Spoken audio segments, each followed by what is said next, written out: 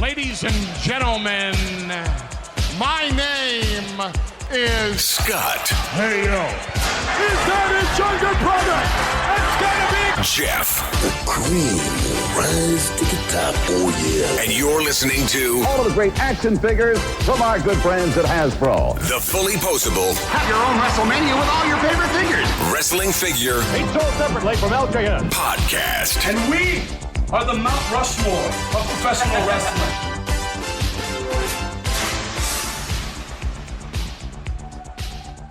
Hey, welcome to episode 510 of the Fullyposeable Wrestling Figure Podcast, longest running episodic wrestling figure podcast going today. My name is Jeff, and sitting alongside next to me is my real life brother, not storyline brother, Scott. Scott, say hello. Hello. Scott, we are one day before Halloween. What are you dressed up? Happy Halloween. Happy Halloween. What are you dressing up as? Father of two, proud owner of a English bulldog. Father of mine. I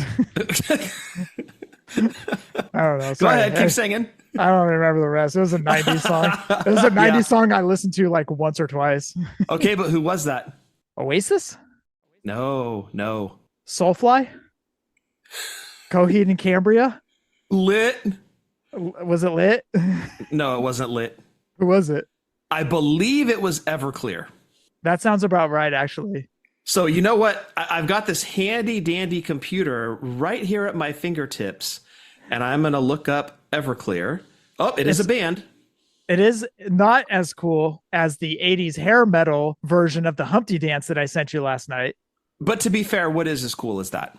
I know. Wasn't it great? I love it. But Jeff, it is Everclear. It is Everclear. Good job, dude. I just looked on Spotify, and it is their second most streamed song right behind Santa Monica, which would be the only other Everclear song that you know. I don't even know that song. You do.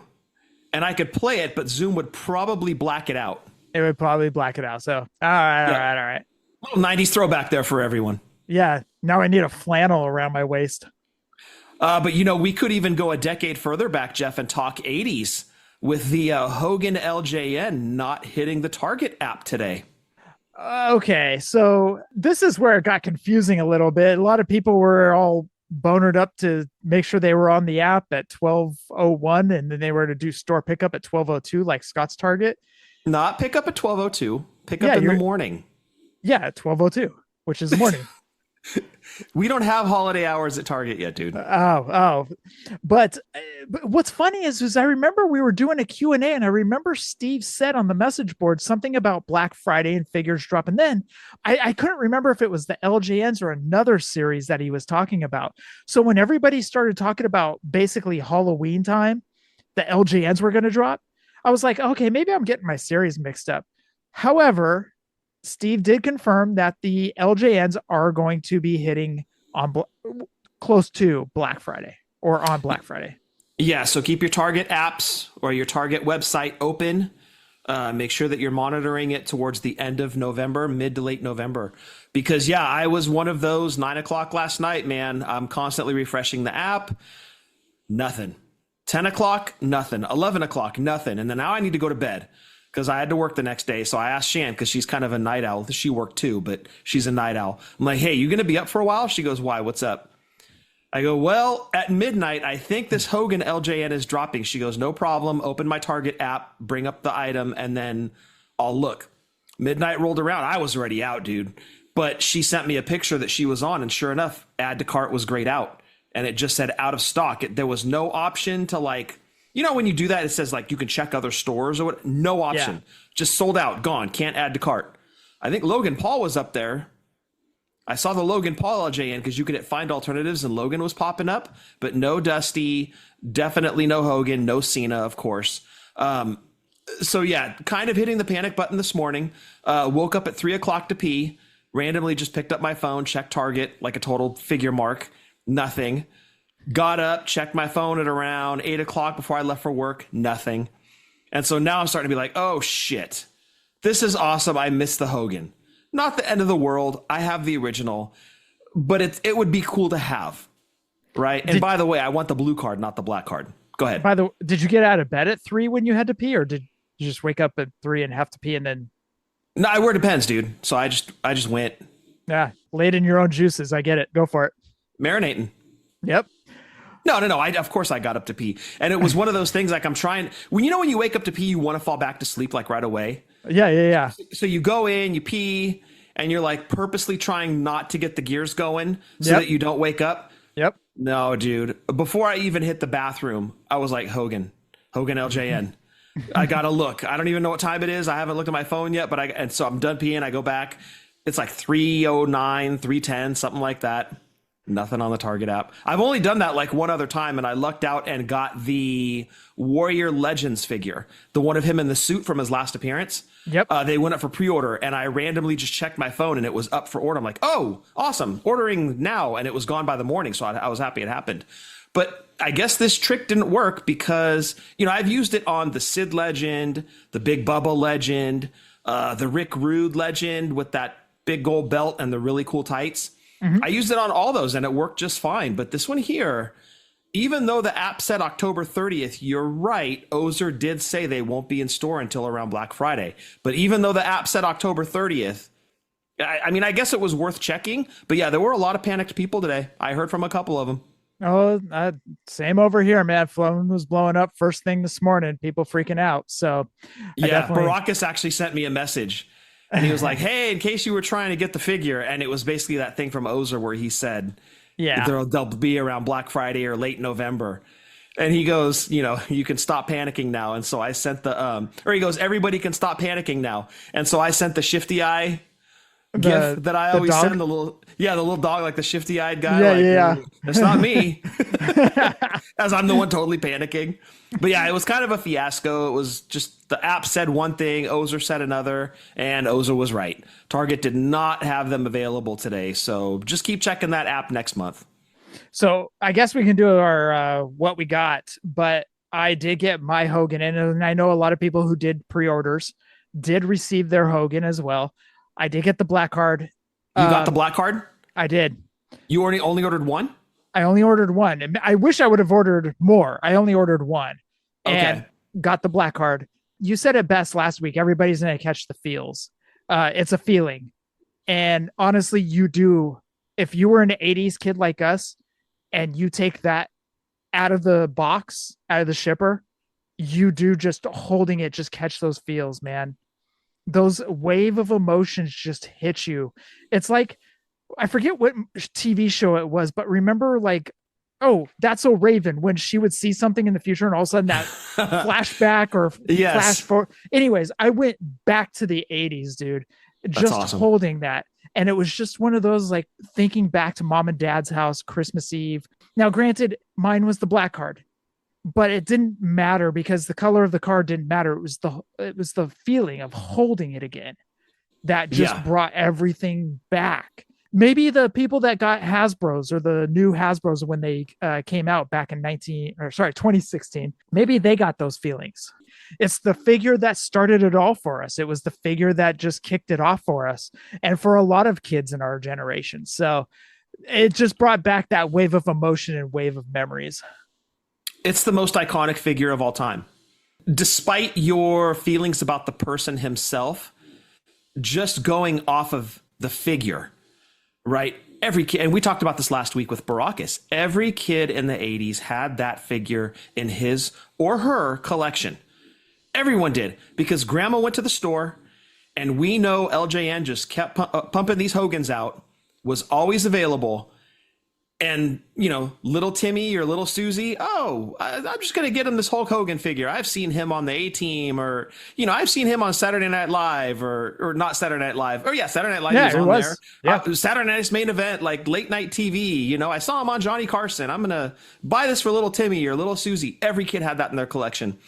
And what's funny is everybody right now is posting their pictures of them getting this Hogan on social media, which honestly is the modern day equivalent of calling your friends when you got this figure back in the day and telling them that you got it. Mm-hmm. Right? It's just using 2025 technology for stuff that we did in the 80s. What'd you get for Christmas? What'd you get for your birthday? What'd you get when you went to Toys R Us today? I got to know.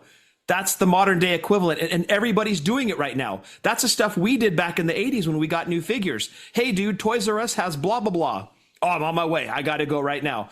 Castro Village Toy Shop got in the new Hasbro's red card. Lex Luger's in it. Go get him. That's what we're doing today. Sharing those Hogan picks are exactly what we did in the 80s. And I absolutely love it, dude. It's just like you said, it's hitting you in the feels. It's taking you back to a really, really happy time. And it is, I'm talking about the Hogan specifically, the most iconic figure of all time, in mostly true to the original packaging, look, feel. Breaker did an unboxing video for the TB Toycast. So if you want to check that out, you can go take a look. He has some information on that figure, his thoughts. But I can't wait to get my hands on it. And like I said earlier, I want the blue, not the black card. I'll tell you what, dude. It doesn't matter what you get. It doesn't matter what you get, like The Rock once said. But I'll take what I can get, but preference would be the blue, only for originality's sake. Now, when that second Hogan comes out, the second Hogan LJN, that one I want on the black card. When they do make the second Hogan, it's almost a given that it's going to happen. This one, I mean, look, this Hogan is selling so well, it wouldn't surprise me if they just did a straight re-release of it like LJN did hundreds of thousands of times over again. But you've got to think that second Hogan is coming. And I was having a conversation with Tim last night at a chair shot on Twitter, good friend of ours, and he hit me up and we were talking about LJNs and he goes, are you in on this series? Like, who else are you getting? And I go, honestly, the only other one I think I want is Ultimate Warrior. And then I thought about it and I'm like, well, okay, let me add, if they get Macho Man back in the family, I would want the Macho Man LJN. And he goes, oh man, you're not going to get the Jesse? And I go, probably not. It might be a game time decision if I see him in the store. I might change my mind. But then he hit me with, well, what if they make Gorilla? And what if they make Bobby? And now I'm like, oh, dude, like, now I need more LJNs. Like, Tim is like, he's being an influencer. I'm like, you're totally right, dude. Like, absolutely. If they made a Gorilla and a Bobby, I would 100% be in on those. And with that said, I'd have to get Jesse as well, just to be fair. But really, like, wrestler wise, the ones I would want, Hogan, Warrior, and Savage. Those would probably be it. Unless they made Ricky Steamboat, I would be in on him too. So if they keep these 4 to a wave, this is going to be a series that I will collect all of. Oh, you're going full completion on this. I'm going full completion. Yes, even Logan Paul. I don't want Logan Paul, but and maybe I'll just wait till maybe I find it on a Whatnot, or not Whatnot, I shouldn't say, eBay or something for cheap or something like that. But anyways, I don't really want the Logan Paul, but I'm going to get it eventually. Card color making a difference at all in your collection? Nah. Are you going MOC or loose? TBD, Scottoon, TBD. Okay. What I do like, and I was thinking about this, speaking of Brian from the LJN podcast, we haven't mentioned him, but speaking of LJNs, he is the professor of LJNs. He is going to be on our show. But what I like is that he'll be coming up soon in the next few weeks. We're going to try to schedule to get him on. But what I like is that he's now able to pick up some figures that he had trouble purchasing because they were way too expensive. And Brian loves to customize. You guys seen his stuff. You guys have been on Instagram and Twitter and you've seen his wonderful artwork, his Mod Podge in 19 different colors that makes just the figures pop. Amazing. What I like is now he can get some of these guys that will be cheaper. That's $25. He can get them and redo them to however he wants them for much cheaper, instead of having to fork out hundreds of dollars for repaints to do repaints. So preference, Jeff, would you rather have them do old molds as like just straight callbacks to LJN? Or do you want to see them do new? Or do you want to see them do both? I want to see them do new on figures that needed to be new. Jesse. Bingo. Yep. Bundy doesn't need any redoing. 100% agree with you. Did I like the pose on Bundy? Meh. It worked for him. Yeah, well, what's Buddy doing? 5-star matches? Give me a break. His pose was perfect. You avalanche a fool in the corner. You avalanche a fool on the mat. Done. Match over. Hey, he was having 5-star matches in my Fed when I was a kid, dude. No, he was having 5-count matches. Not 5-star matches. That's true. That's true. Yeah, he's doing one-winged angels, Canadian destroyers. Bundy with a Canadian destroyer. He's doing Vader moonsaults and shit. Yeah. 450s. But there were some figures that don't need touch up or don't need any messing with. And Bundy's one, Warrior was another. Warrior was a good pose. I love the trunks they put him in. I know some people will have nitpicks about the Warrior figure. Oh, they could have done this and they could have done. It's fine. The line's going to go on for a long time.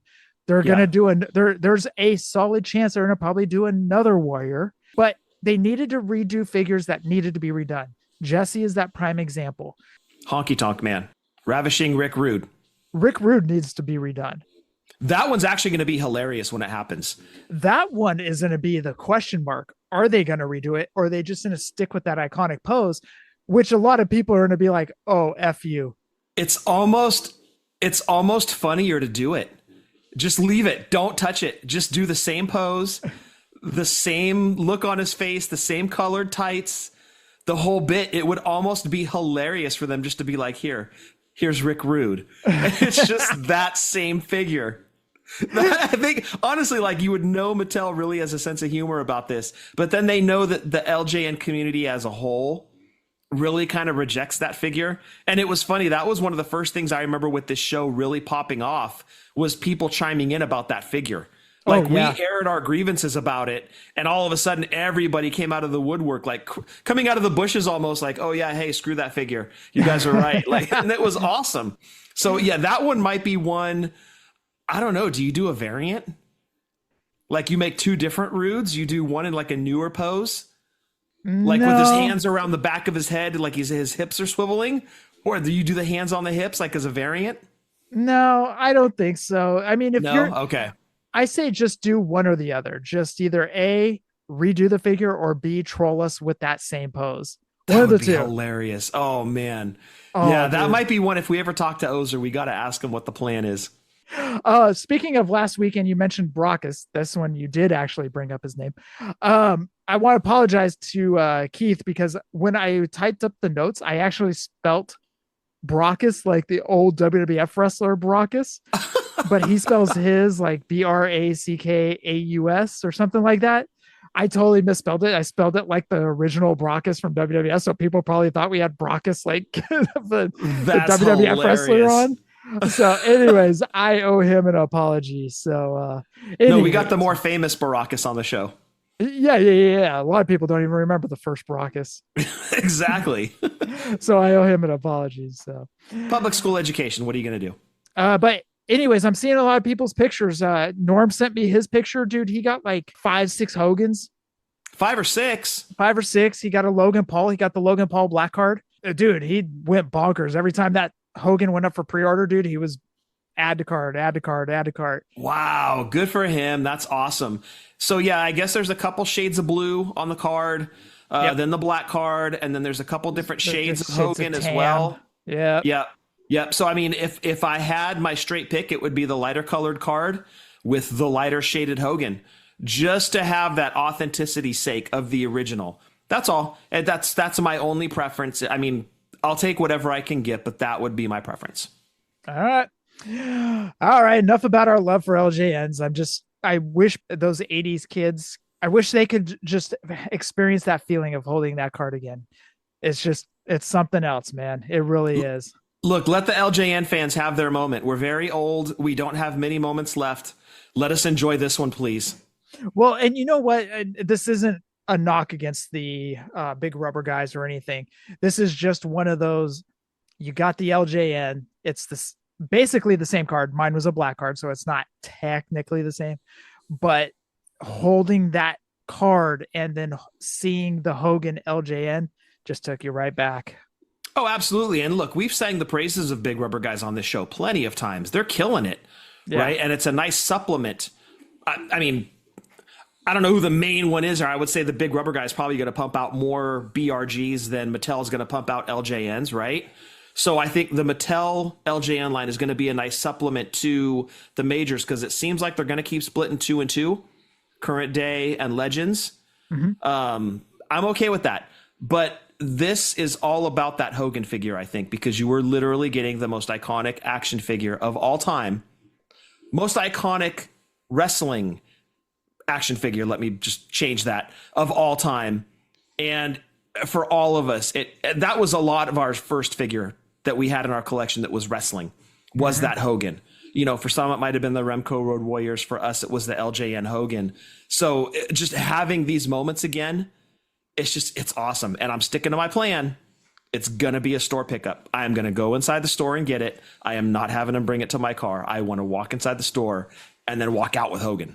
Well, it's going to be at 12:02 because it'll be holiday hours because it'll be Black Friday.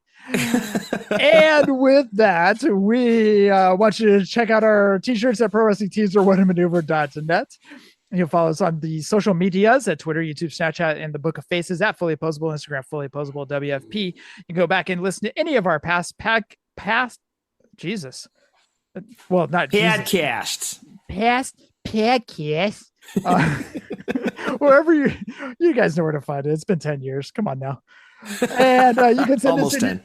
Almost 10. And you can send us any audio questions, or anything else at all. Send on over to fullyposeablewfp at gmail.com for a podcast. Scott, did you pick up anything? No, it was all about the Hogan this week, and then that fell through. Didn't pick up anything else. Okay, yeah, I got mine. I'm having a little bit of a rough time tracking down some superstars. Me and my tag team partner Keith are trying to track those down. Oh, dude, that sucks. Yeah. Long story short, Keith dropped off the figures, superstar figures, the new ones, the Austin, Warrior, Nikolai, and George the Animal Steel, and he dropped them off at a big name delivery company, and he dropped it off on September 26th, and it's gone. And it's gone. All right. We're going to take your package and we're going to send it off to California, and it's gone. Yeah. So, let's just say it's missing in action. So we do have a case out on it. So we got to get MacGyver to find it. Yeah. Well, maybe Magnum PI. Remember when he shot that nun that was working on his house? Why do you do that? Well, he knew it wasn't a real nun because nuns don't work on Sundays. Is that really true? Yeah. In an episode, he shot a nun. He walked out of his house and there was some nun on a ladder or something, painting or doing something. And he stops and he turns around and shoots the nun as they're pulling out a gun to shoot him. He's like, nuns don't work on Sunday. That's great. That's fantastic, dude. Yeah, and then he jumped in his red Ferrari and sped off. Oh my God. And he called TC. He said, hey, get that nut off my lawn. Oh God, 80s television was so bad, but so good. That's great. Although some of it doesn't hold up today. Dukes of Hazzard, Knight Rider, some episodes hold up. Dukes of Hazzard doesn't. American Gladiator still holds up today. Yes, it does. Love watching American Gladiators. Pop that on, I believe, Tubi or Roku channel or whatnot. There's just some stuff that does hold up, but there's a lot of shows back in the day. You're like, I was young. I still remember when you and I would fight, and Dad would yell at us, and our punishment was basically to sit there and watch MASH with him. And it's like, oh shit, I actually like Scott. Oh man, yeah, I actually like Scott now. I can't stand MASH. I can't stand this. It makes me like my brother. Yeah, Dad, can you put on the Playboy channel or something? This show sucks. Oh man, so those are good times. Actually, talking video games, Sean and I have been talking a lot of video games, old school retro games that him and I used to play back in the day. In the office, talking about NBA Jam and going up to the Delta when we would go up there and we'd take the video game systems up there.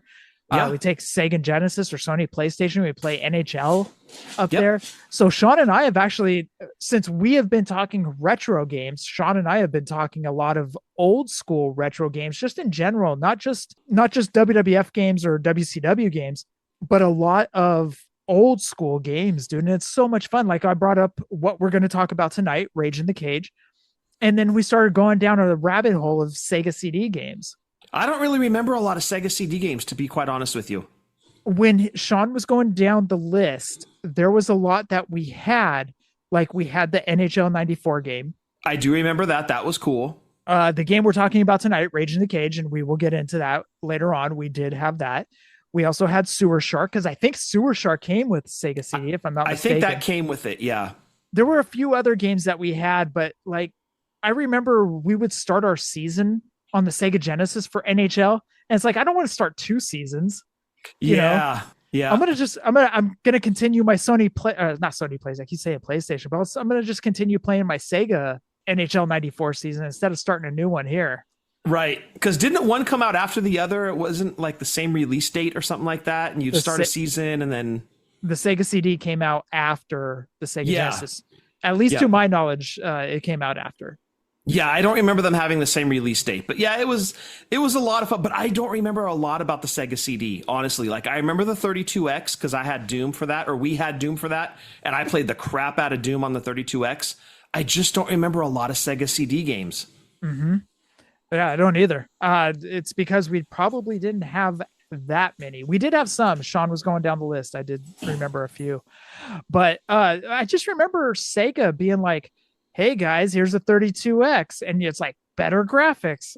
It was a total like re-release of the game that you already got from the Sega Genesis. Yeah, just dressed up a little bit. Yeah, and then same with Sega CD that we'll talk about later tonight. So pre-orders, Big Rubber guys, they just wrapped up Hercules and Andre. Unfortunately, Andre from the day that him and Hogan, or he ripped the cross off Hogan's chest, I should say. And he comes with the cross. Yep, comes with the cross and Hercules. That just wrapped up. I'm not sure what November is just yet. So stay tuned to the Big Rubber guys, and they will announce the next for November pre-order. Pre-orders on Big Bad Toy Store for Boss Fight Studio, Dragon Lee, Roosh, and Dralistico. Those are available for pre-order on Big Bad Toy Store. Also on Big Bad Toy Store is Zombie Figures. Zombie Figures are up, and there is a pre-order for the WrestleMania 7 Macho Man available on Big Bad Toy Store. $45. He's also up on Pro Wrestling Tees, which Steve Hoker said that they are limited to 100 on Pro Wrestling Tees. So I don't know if they're still available by the time you guys get this, but if not, check BBTS. Everybody that's got them has raved about him, so don't miss out if you do want WrestleMania 7 Retro Macho Man. Toonie, Wrestling Toonstars, Macho, 2 different flares, $39.99. They also have a suited Andre as well, but they call this contract signing Andre. It was it's like a dark plaid. It's different from the one that the majors came out with from the Piper's Pit segment. Check that out over at latoonie.com. They also have an unboxing video of the Hogan as well on their website. Shop.figurecollections.com. Check out a variety of different retros. And for the month of November for KWK, shopkwk.com is Dory Funk. This will also be available on Asylum in America, J&J. Dory Funk available for pre-order. There are 3 different Dorys. J&J exclusive will have a rope and a cowboy hat. That is J&J exclusive. He'll be in light trunks. The regular versions are red trunks and Oh, I'm sorry. I got it mixed up. I apologize. J&J exclusive was the dark blue trunks. The regular version is light blue trunks. I apologize. The regular versions come with a title similar to the NWA title, kind of similar, but not the NWA title though. It's not the NWA title. It's a title, but it looks like NWA. It's inspired by. Yes, exactly. So that is Sean's KWK line for the month of November pre-order Dory Funk. And let's jump into the news. We'll get the retros out of the way. Title Run Toys showed us sketch arts for Sergeant Buddy Lee Parker, and he will be in camo pants. Did not have that on my 2025 bucket list. Unbelievable. Boy, they're just pulling names here, but you know what? I'm sure he has a fan base, a following, and people are going to buy that figure. Yep. One of the unsung heroes of like late 80s, early 90s WCW. Wasn't he mid 90s? Was he mid? I thought he was early to like early 90s, like maybe late 80s. Well, here, let me check it out, dude. Hold on. Okay, it looks like his name was Dwayne Bruce. Yes, his name was Dwayne Bruce, or is Dwayne Bruce. Isn't that Batman's name? That's Bruce Wayne, dude.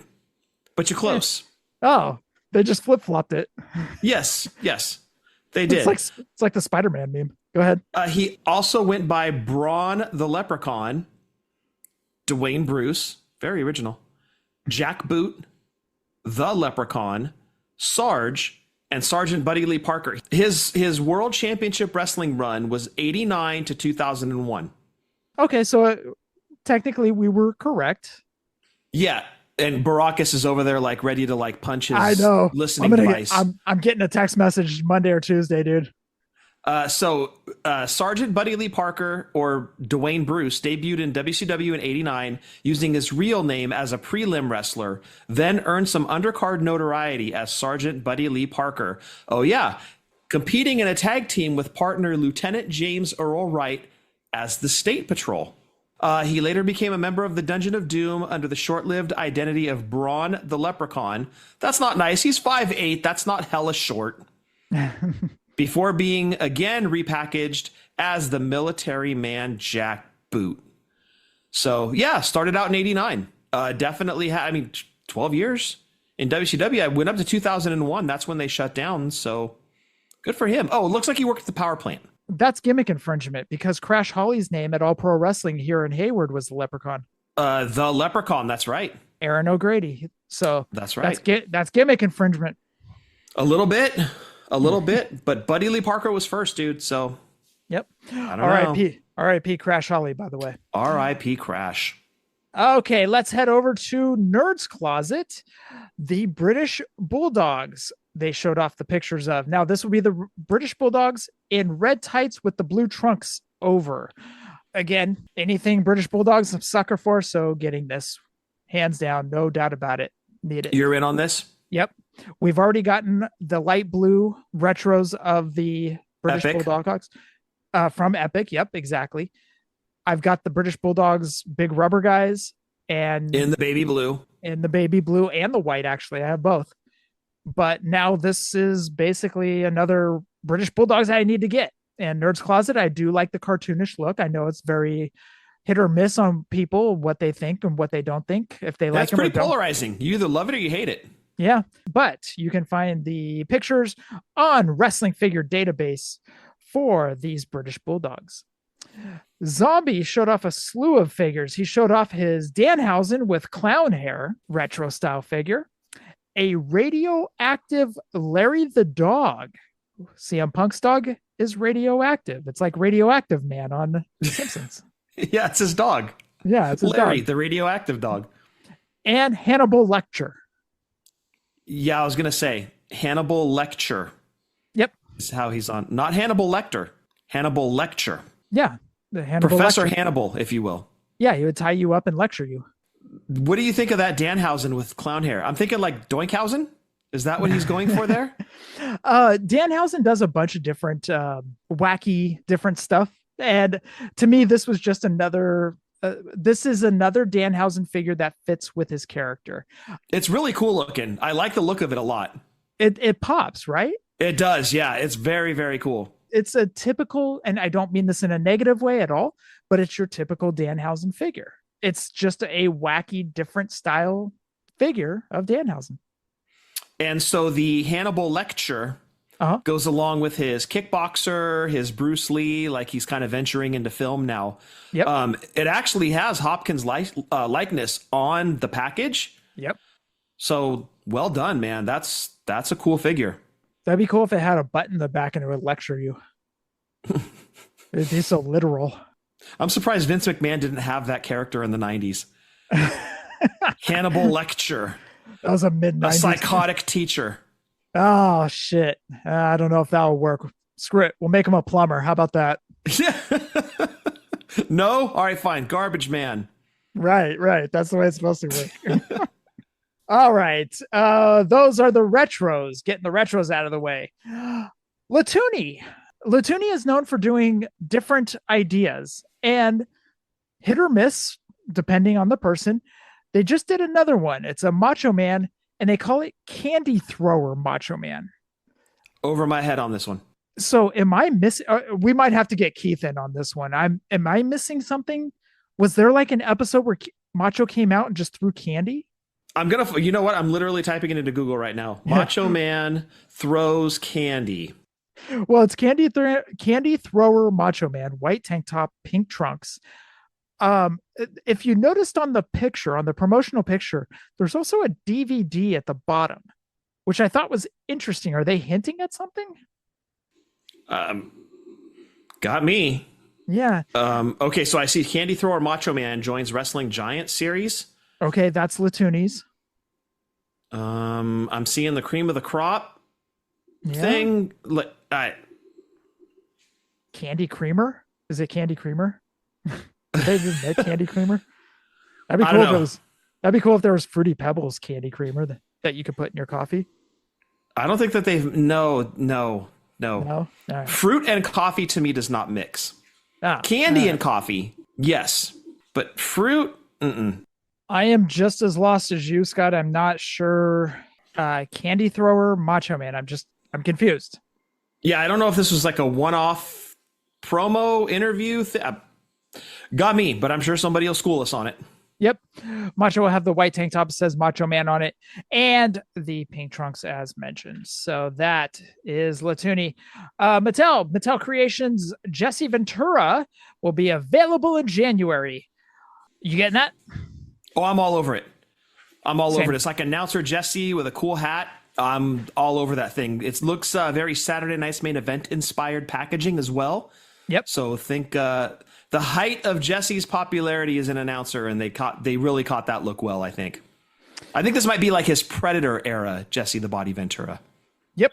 Coming out in July 26th, Playmobil action figures from WWE. It will be Rhea, Cody, Hogan, and Roman. Crazy.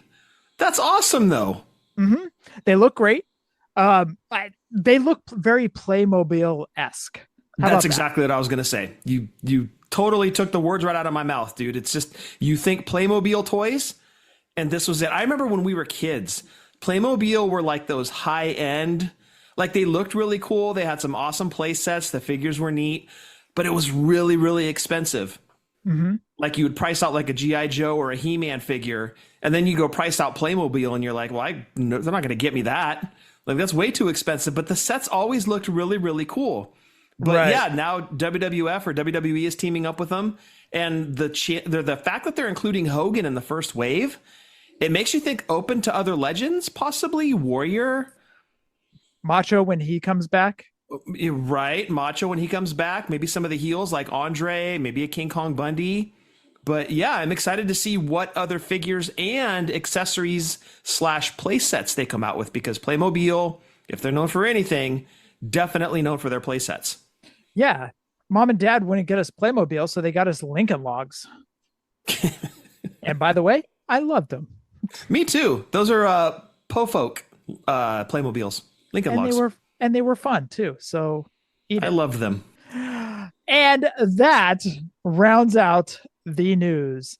All right. So as we were talking about earlier, we were talking about that we were going to discuss Rage in the Cage. Rage in the Cage was a Sega CD game by Acclaim Entertainment. And man, did a lot of people have negative reviews about this game. So we went from the GOAT last week to this week. Yeah, we went and slid down the ladder, if you will.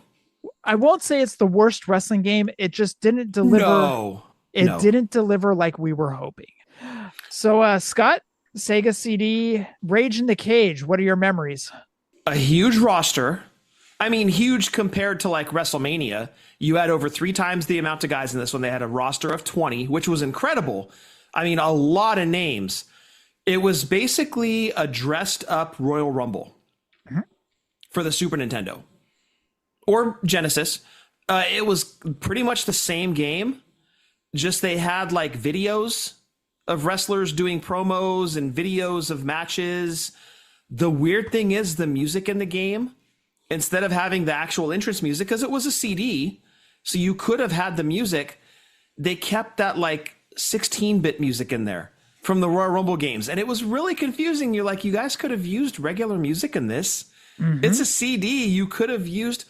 The other part that was kind of a knock, and it's not even kind of a knock, this is the biggest complaint I have about the game, and it drives me nuts to this day. Not Smash and Barbarian LJN levels of mad, but mad. You couldn't do tag team matches. And when we get into the roster, you're going to understand why that is such a big deal. The other thing that's kind of confusing, Jeff, is this game was released in the end of 93. Like literally like right around Christmas of 93, which is perfect timing for the Christmas holiday season. But you figure that also should be plenty of time to add the Steiners. That should be plenty of time to change Lex Luger from the narcissist to All-American Lex. Well, the Steiners, weren't they gone by 93? No, they were in the Rumble 94. Scott, or one of them entered at 1, one of them entered as 3. So they were in Rumble 94 and they were gone like mid 94. The interesting thing is, so this came out in 93. WCW came out with a Game Boy game in like 92, 93. It came out after the Steiners were gone, but the Steiners were in that game. This game comes out. Steiners are still in the WWF. No Steiners in the game. The following year, WCW comes out with Super Brawl for the Super Nintendo. Yep. The Steiners are in it. It was like, what are you guys doing? Get the Steiners in this game. But that would only add to the maddening fact that there are no tag team matches in this. I think the Steiners not being in the game, and look, sorry, my dog is making a ton of noise tonight. She is all shades of restless. The Steiners not being in the game and Lex not being in his American gear, I think are like the two biggest knocks for me. And not in terms of like roster, and then not having tag team matches and entrance music and, you know, real music, not the digitized 16-bit stuff. Those are just some really maddening features that should have been fixed, especially given the price point of the game. The game isn't awful, but what the bad part is that it was very reminiscent of Royal Rumble. We already had this game basically without an updated roster for the Super Nintendo. And then we also had Royal Rumble for Sega Genesis.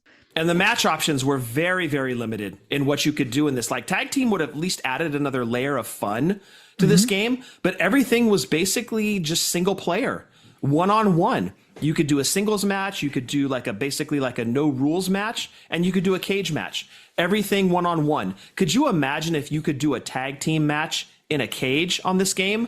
I mean, you're not talking GOAT status, but you were talking a lot of people with way more fond memories of this game than exists now. One thing I did want to add is they did have cut scenes where it would show basically a Saturday morning 10 a.m. Channel 2 Superstars or whatever channel you guys watched it on. For us, it was Channel 2 out here, but it was basically they would have cutscenes of Undertaker doing a tombstone or just basically action little snippets. And that was it. There was so much potential to this game and it just fell flat because we were getting the same game as Super Nintendo. All we were getting is basically snippets of basically Channel 2 Superstars. Yeah. And they took away tag matches and no Royal Rumble. They added a cage. That was cool. Yeah, that was cool. But yeah, it was just lacking the features. Like, we're not talking like WrestleMania for the Nintendo levels of bad, but still not good, especially when you had a predecessor in the Royal Rumble for the Super Nintendo that I think is levels above this game. This game was a total letdown because of the potential that it could have had. Great roster, but no tag matches. And I'll get into that roster here shortly.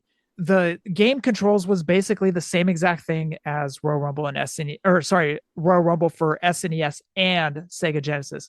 It was a disappointment. And we were expecting crisper graphics. We were expecting entrance themes, we were expecting the moon. And then you saw the cover of the game and it had all of those tag teams and singles guys. And you're like, dude, this game is going to rock. I cannot wait to get this game. Yep. And then, like you said, perfectly let down. Just massive, massive disappointment. I do want to say that I was reading up on this game and it led me down a Reddit rabbit hole. And somebody said that they actually got the Sega CD just for this game. However, they never played it. It was still in the wrapper. Whoa. They ended up playing the hell out of Sewer Shark from what they said. Well, you know what? They're not wrong. They Right. actually had way more fun playing that game than they would have playing this game. So they said they never actually cracked open this game because once they got done with Sewer Shark, I think they played NBA Jam on the Sega CD and then they went off and played another game on Super Nintendo or something. So they never even popped this game out of the wrapper. Oh, that's funny. That's how you play this game. You just don't. Yep. All right. There was one other thing I want to talk about, and we'll get into this in eBay prices, but there's something called the Sega Mega CD. I'm not exactly sure, but I think this is the Japanese version of the Sega CD Royal Rumble game or Rage in the Cage game. I think it was the Japanese version of it. That's what it looked like to me when you sent it over. Same roster, basically the same game, but it was in a different packaging, and it was called the Sega Mega CD. You'll find some of these on eBay being resold. So yeah, in like the $90 price range. Yeah, it definitely goes for a lot more than the Sega CD Rage in the Cage sure. game. Yeah. All right.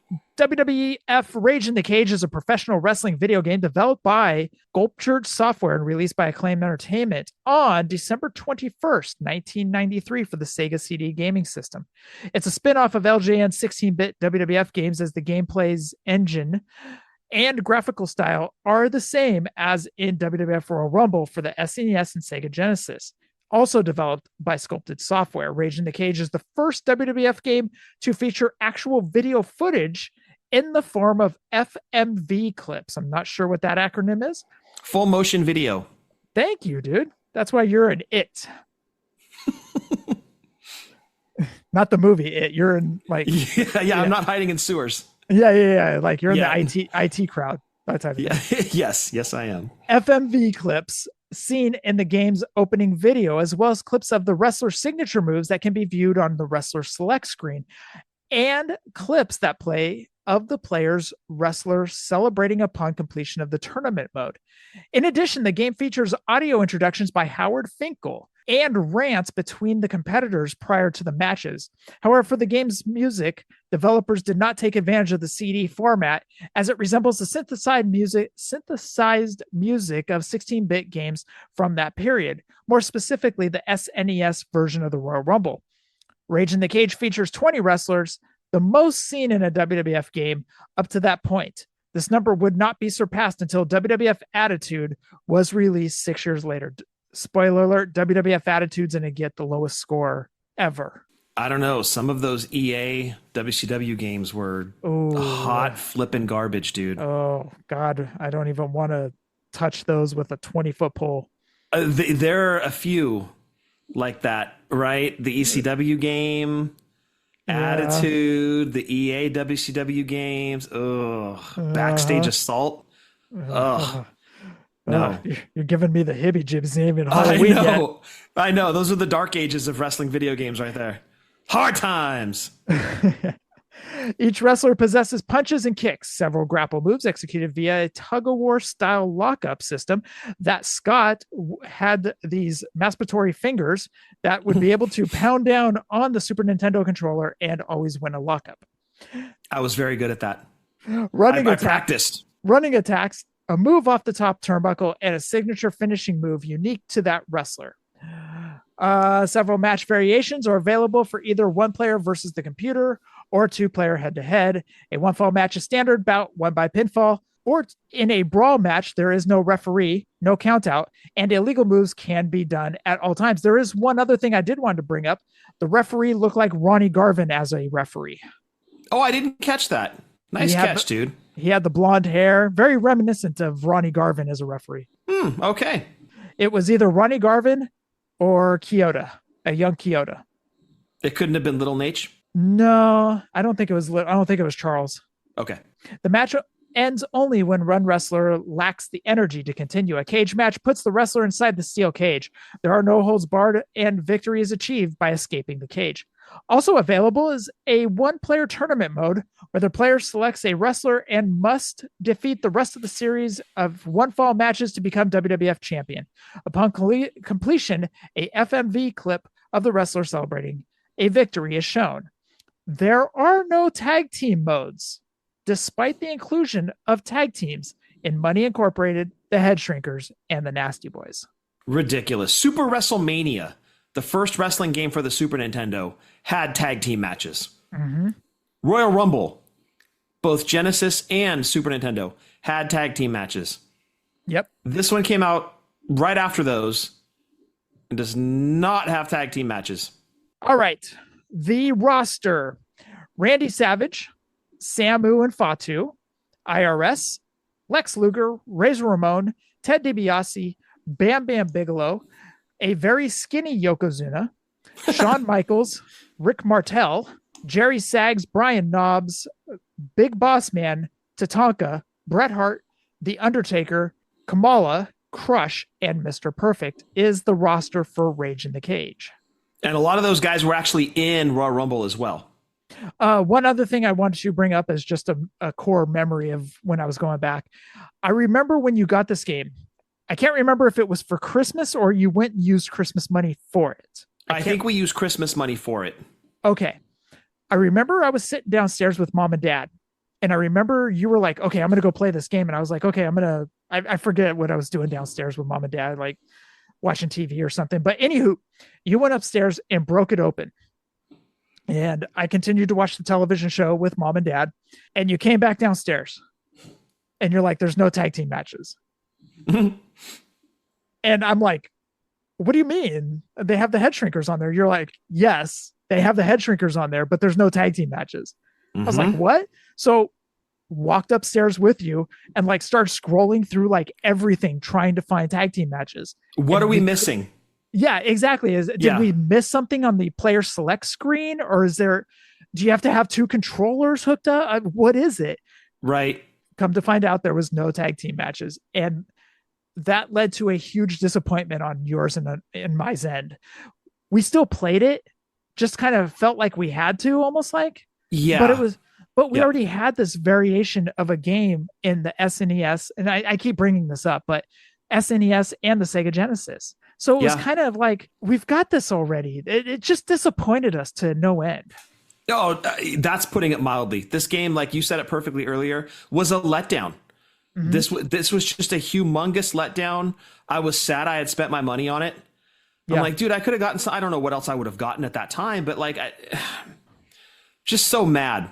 You know, I would have been happy if they had tag team matches with the roster that's given here. I didn't even need the Steiner brothers. If you had just given us tag matches, I would have been happy playing as the Head Shrinkers or the Nasty Boys. That would have made my day. And to be able to do tag team matches inside a cage would have just been, oh man, this is amazing. But alas, just big time letdown. Just, it was like when you got Super WrestleMania, because we bought a Super Nintendo just for Super WrestleMania. Yep. LOD was in it. That tells you all you need to know about why I went out and bought it. But then we got it home and there's no finishing moves. None. As close as you can fake it is Macho Man doing an elbow drop off the top rope. That's about as close as you get.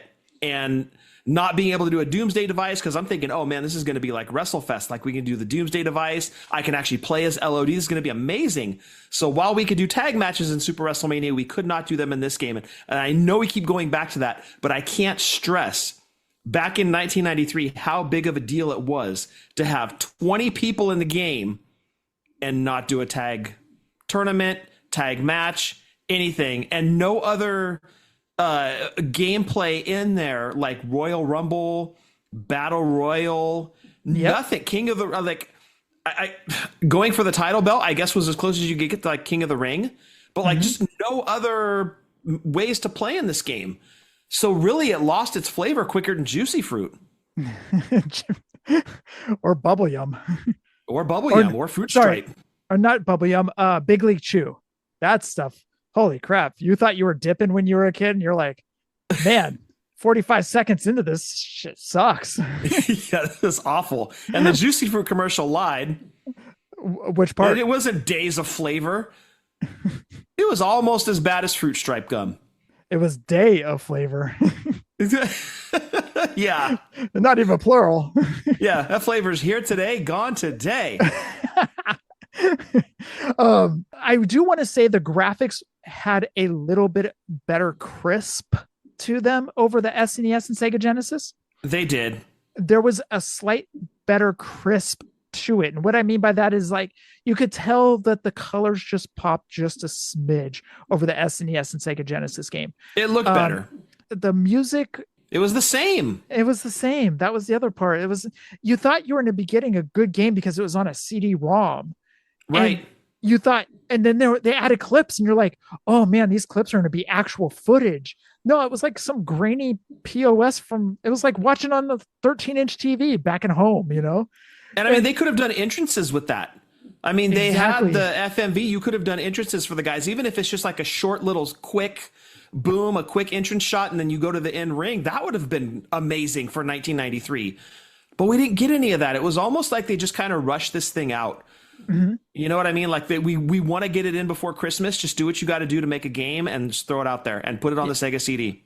I think if we never gotten the SNES or Sega Genesis game, then I think we would probably be giving this a higher score. Maybe. Yeah, that's a good point. The fact that we had the two predecessors prior to this. Yeah, that's a good point, dude. That's why this gets judged pretty harsh. Yeah. So Good point. anyways, and also we were thinking the world because it was on a CD-ROM. So that was another point to it. So yeah, so there were definitely going into this expectations, and those expectations, high expectations at that, are what led to, as you said, Jeff, the letdown. Exactly. All right. Scott, what do you give this as far as the score in bytes? Graphic bytes.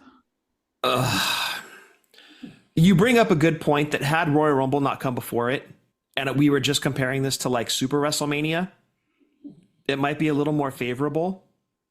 But when you had a better game come out for the Super Nintendo before this, and so much potential, you know what? I'll give it a middle of the road. I'm going to go a flat 5. Oh, you're going a flat 5 on it. Flat 5. No percentage points, no nothing like that, no decimals. Just a middle of the road game. I'm going flat 5. Okay. I'm going to go 5.8 on it. I'm with you. I couldn't go into the 6s, and that's just because I've already kind of trashed it. And yeah, we let it have it. It's one of those things. I just remember that night you came back downstairs and you're like, there's no tag matches. I was like, that what? was the biggest thing, dude. That was the biggest thing. Maybe it's me going back to that night and thinking about that and then going back upstairs with you and like, it's got to be here. You know, it's like Sting and DDP and World Tour. He's on the cover. There's tag teams on the cover. There's got to be What are we missing? There has to be a way to unlock him. What are we missing here? Like, what do we need to do to get this thing in the game? And it was not in the game. Yeah, the game was the same play as SNES and Sega Genesis with a tad bit crisper graphics. I'm going to go 5.8. Also for adding Ronnie Garvin as referee. I think this is also the first time that you went higher than I did. Yeah, I think so. And also, let's hear it for Kamala's loincloth. Thank you for pointing that out. I took a screenshot because I was watching a video, and it was Crush versus Kamala. And Kamala's loincloth was very snug up in the junk. So let's just put it that way. Dude, it looked like he was wearing the Rock's fanny pack from that picture. It was not a loincloth. He just had a fanny pack on. You ever seen the meme where it's He-Man and he's got an electric shaver and he shaved off a piece of the loincloth and he's all, it was never a loincloth. Ruined our childhoods. Right. All right. Let's go over to eBay and let's see what we've got as far as last sold eBay auctions. All right. Last sold October 19th. So just a few days ago, sold for $38.73. This did have the instruction booklet. It was opened. It did have the instruction booklet and the CD. CD doesn't appear to have any scratches. No jewel case? What's a jewel case? Like what the CD goes into, like the package that it came in. Oh, yeah. It's got the package and the instruction booklet tucked in. Oh, got it. Okay, so it's the whole thing. It's the whole thing, but it's not. Okay, got it. But it's not shrink wrapped or anything. It's just got it. Yeah, it's been played with. So, anyways, $38.73 last time, dude. If we still have that, you might want to sell it for a crisp $40, dude. We do still have it, and no, I'm not selling it. You know what I did like? Like we've kind of trashed the Sega CD a little bit. What I liked was how cool the whole setup was when you had all the components from the Genesis, then to the Sega CD that you could put the Genesis on, where the Sega CD was off to the side. Remember that whole setup? Oh, and yeah, then the I remember. 32X was that big module that you plugged into the Genesis that you then plugged your game into. That you look back on that now and you're like, this is the coolest looking transformer I've ever seen. Like, this is incredible. But oh my God, this feels so janky. So much plastic and things plugging into other things that does this degrade the graphics? I don't know. But we had that whole rig. The whole rig, from that flat section with the CD off to the side, you put the Genesis on the flat top. So now you've got your Genesis and your CD all riding on the same thing. And then the 32X module that plugs into the Genesis. We had all that. And it looked at that time so badass. Like, you were like king of the neighborhood when you had that setup. Sorry, dude. I don't mean to crap in your cereal, but that brings back horrible memories because it felt like Sega just sold us a bill of goods. Just like the Sega CD. Honestly, how many games did we have for it? We had NHL. No, I'm saying the whole thing just looked cool. I'm not saying the Sega CD itself was cool because, yeah, I don't remember a lot of the games for it, but I'm saying the presentation, the look in 1993, that thing was a monster and it looked badass. It did look badass. You are correct about that. And it looked like it had growths coming off of it with the 32X and stuff. But yeah, a lot of bad memories and negative memories regarding Sega just for that. They sold us like a Sega CD and it was like, oh, that's it. And then it was like, oh, 32X is going to give you, so look at these graphics and blah, blah, blah. Dude, it didn't do anything. It was basically the same game for the Sega Genesis. Just, it wasn't 32-bit graphics. It was, they might have claimed it was 32-bit graphics, but it didn't look any different. Yeah. Yeah. So, I agree. But Doom was my game on the 32X. Like, that's like, when I think 32X, it was Doom. Doom was fantastic on the 32X. I got to give it there. And I think we got, was it Raw on the 32X? Okay. Cause that had Quang, right? I think you're right. Okay. Well, we'll have to deep dive into that one. Yeah. When we get to it, we'll go all through that, but yeah, that I have fond memories of how it looked, but as far as like the game selection, yeah, not so much. I think we would have just been happier just with our regular Sega Genesis. Yeah, I think so too. Because we played more games on there with FIFA and rugby and NHL, Streets of Rage. Oh, dude, Streets of Rage, yes. General Chaos. General Chaos. Hell yeah. Mortal Kombat, when Mortal Kombat came out. Yeah, we bought the 6-button controller just for Mortal Kombat. We bought three or four of them, or at least two. Yep. And on top of that, for the Sega Genesis, they did have a 4-player adapter, and it was put out by, it was a multi-tap that was put out by EA Sports that you would just plug on to the front of the Sega Genesis. And then you were able to play 4 people in NHL, 4 people in rugby, soccer, whatever it may be. So good times, man. Good times. Yeah. Sorry, I don't mean to crap on Sega. As far as their games, their sports games, back in the day, dude, nothing topped them. Nothing beat them. But as far as selling us the Sega CD and selling us on the 32X and all that stuff, kind of hold a grudge them against for that. One I remember for the Genesis, you mentioned sports games, Tony La Russa Baseball. It was classic. I still have such, like, we talk about Griffey a lot, but I have such fond memories of playing La Russa Baseball just because you could really get in and like go into your bullpen, have guys warm up. It was a lot more, it wasn't so much pick up and play. You actually had to use some strategy and think. And that's what I really liked about it. Unfortunately, the battery on ours started to go because I would be like partway through a season and I'd plug it back in and it was gone. Yeah. And I'm like, oh, dude, I invested. That would be the equivalent of like Sean creating all those guys on his Rumble pack on No Mercy. And then they're gone. Like you invested so much time and then it disappears. So those little batteries, not super reliable. But yeah, some great sports games for the Genesis. Yeah. Fun times, dude. Those sports games for the Genesis were just top notch, man. Top notch. Yep. Agree. And for the Super Nintendo, the wrestling games were, well, okay, not the very first Super WrestleMania, Yeah. But the wrestling games that came in the future, I thought were really good. So yeah, I remember when Royal Rumble came out, I was like, this is the game I've been waiting for. Like, Yeah. this is the WWF game I have wanted. And it just, for that one, it just hit with me. I loved that thing. And we played the crap out of that game. that was so much fun. That was another 4-player game that everybody, Yep. we bought there was a 4-player multi-tap for Super Nintendo that we bought. And that was another 4-player game that we played the hell out of, dude. Oh, yeah. Oh, yeah. We'd have friends over. We had a room full of people. We're all playing Royal Rumble. That was so much fun. The best was when everybody was trying to take you out, but like nobody could beat you because we always joked about Yeah. You're like, get him near the ropes. Do this, do that. And I'm throwing people out left and right. Dude, it was like a battle royal, like everybody after Andre, dude. Don't test my fingers. Oh, dude, we tried. There was a We reason I tried. was popular in high school. We failed miserably, I'll tell you. Holy shit. All right. That is it for the show. I want you to check out our buddies over at the TB Toycast with Breaker and Travis, of course. I mentioned him earlier, Brian from the LJN podcast. He's going to be coming on in the next few weeks, so we'll have him on, and we'll be talking some LJN figures as Can't well. wait. Yep, absolutely. Also, check out the Positively Pro Wrestling podcast with Steve and Eric. Also, check out the Chick Foley show as well, and Boot to the Face with Rucker and EJ, our good friends over there. Rage in the Cage just brings out the worst in me, Scott. Horrible memories. I'm going to have nightmares now. I am. Talking about it is almost as bad as missing a square on the grid. Oh, don't even get me started on that. Yeah, we've had a bad week.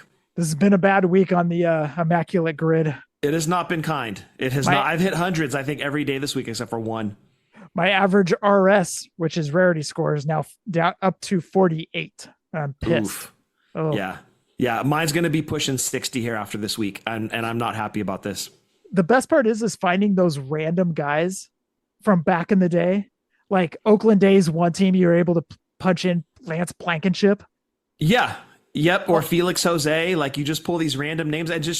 It's these memories that come back from flipping commons back in the day. Because we opened so many packs of cards and hundreds and hundreds of commons, starting lineup figures of guys that probably shouldn't have an action figure, but they did.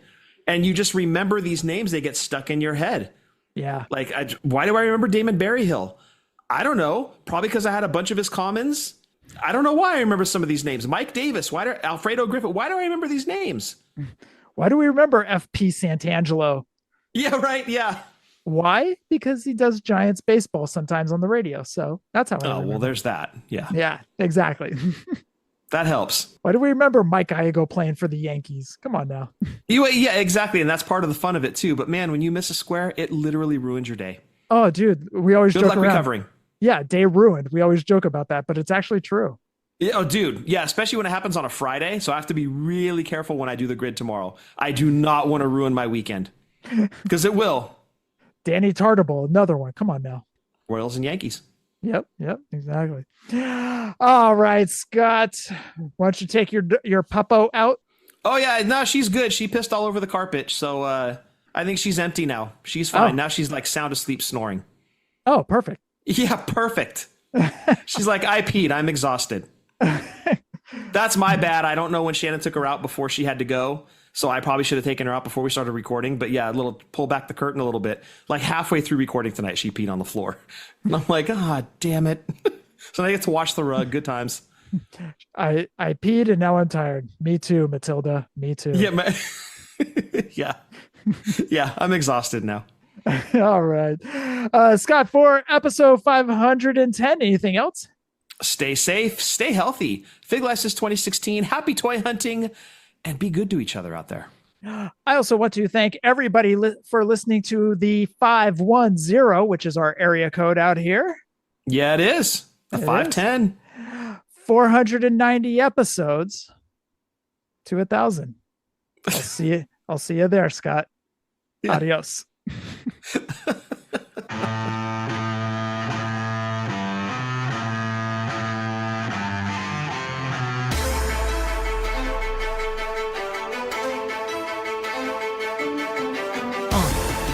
Yeah.